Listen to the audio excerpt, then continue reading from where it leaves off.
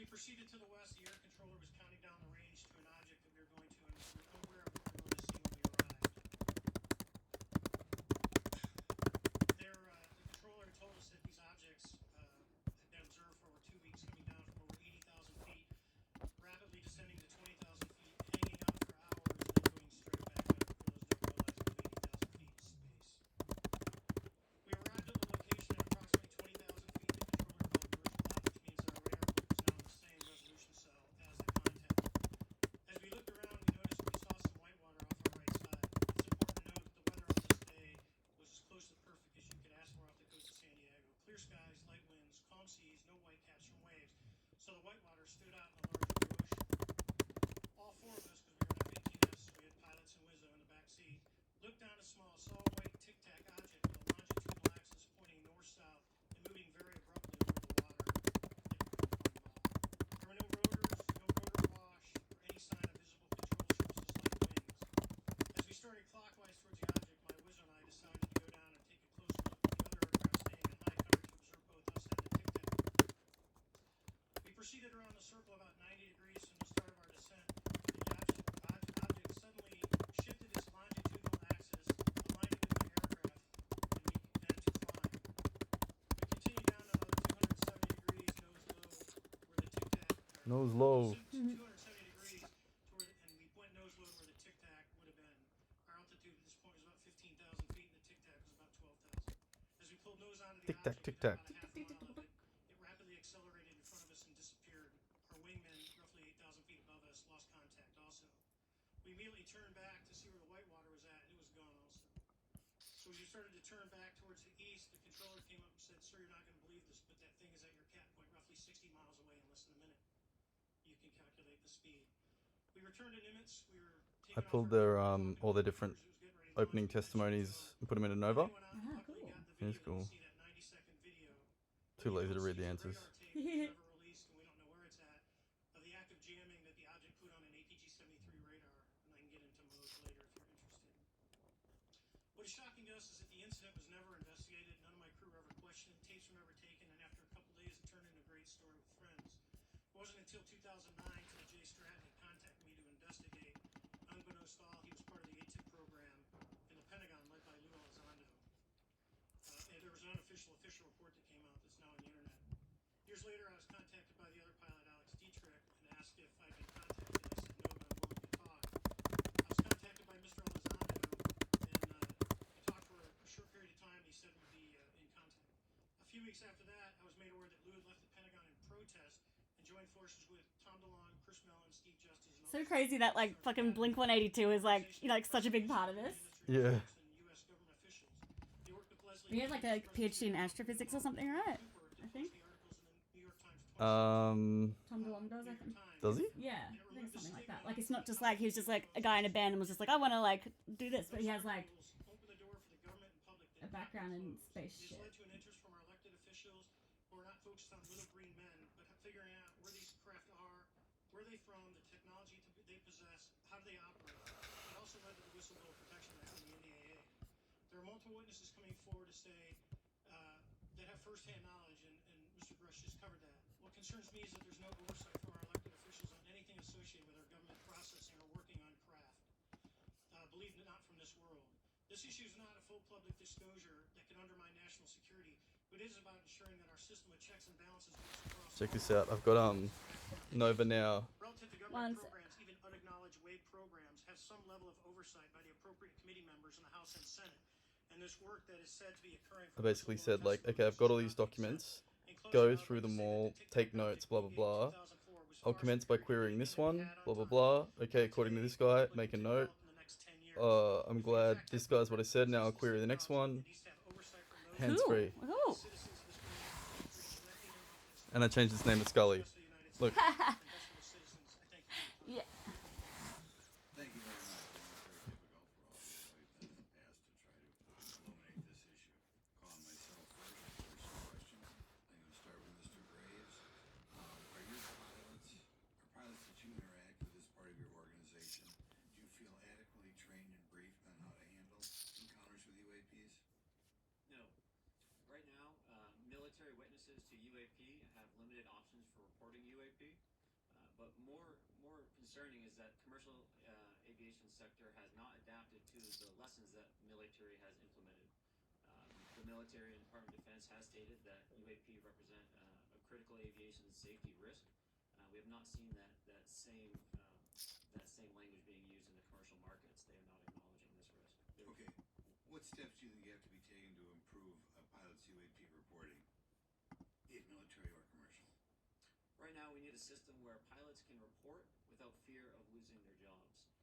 There's a fear that the stigma associated with this topic is going to lead to professional repercussions, either through management or perhaps through their yearly physical checks. So having a secure system, reducing the stigma, and making this information available through the public is going to reduce the concerns that aircrew have. Could you just give me a little idea of the degree to which reports in the past are not made public right now? Well, I don't think there has been a proper reporting system to gather those reports and thus not report them. So to answer your question, I think there is a dearth of data due to the fact that the reporting has been limited at this time. Could you tell me why you believe it's kind of play the devil's advocate, a reason why some of this stuff should not be available to the public? There's certainly some national security concerns when we use our advanced sensors in our tactical jets to be able to identify these objects. However, there's no reason that the objects themselves would be classified. I would be curious to see how the security classification guideline actually spells out the different nuances of how this object is classified from the perspective of UAP, not national security. I'll give you a follow-up on that. Assuming that there are reasons. I like this guy. Oh, I'm up on red. This has been around for a long period of time. Can you think of any of the three of you think of any reason why anything related to UAP, say, 15 years and back should not be made? Yeah, check it out. Look, it's going through each one of the things and writing notes, and it's crazy. Yeah, that's very cool. Vulnerability, both from a collection and obviously a countermeasure perspective. So it's We'll go with Steve. that we haven't cracked for many years. Yeah. Even say 20 years back, is there any reason why when you go back that far things shouldn't be made public? Unless it shows a specific national security vulnerability as it relates to a weakness in a particular defense system. Oh, okay, Mr. Fravor, the TikTok incident that you were engaged occurred in 2004. What kind of reporting took place after that incident? None. We had a standard debrief where the backseaters went down to the carrier intel center and briefed what had happened, and that was it. No one else talked to us, and I was in the top 20 in the battle group. No one came. The captain was aware, the admiral was aware. Nothing was done. Your commanding officers provide any sort of justification? No, because I was the commanding officer of the Okay. squadron, so no. Was this incident the only UAP event that you encountered while you were a pilot? Yes, it was. Okay. This is for any one of you. Based on from each of your experiences and observations, do you believe UAPs pose a potential threat to our national security? Yes, and here's why. The technology that we faced was far superior than anything that we had, and you could put that anywhere. If you had one, you captured one, you reverse engineered it, you got it to work. You're talking something that can go into space, go someplace, drop down in a matter of seconds, do whatever it wants, and leave. And there's nothing we can do about it. Nothing. Okay. The other two? I would also like to add, from a commercial aviation and military aviation perspective, we deal with uncertainty in our operating space as a matter of our professional actions. Identifying friend from foe is very important to us. And so when we have unidentified targets and we continue to ignore those due to a stigma or a fear of what it could be, that's an opening that our adversaries can take advantage of. What steps should be taken to better understand or respond to UAP encounters in the interest of national security? There needs to be a location where this information is centralized for processing, and there needs to be a two-way communication loop so that operators on the front end have a feedback and can get best practices on how to process the information, what to do, and to ensure that their reporting is being listened to. Right now, there's not a lot of back and forth.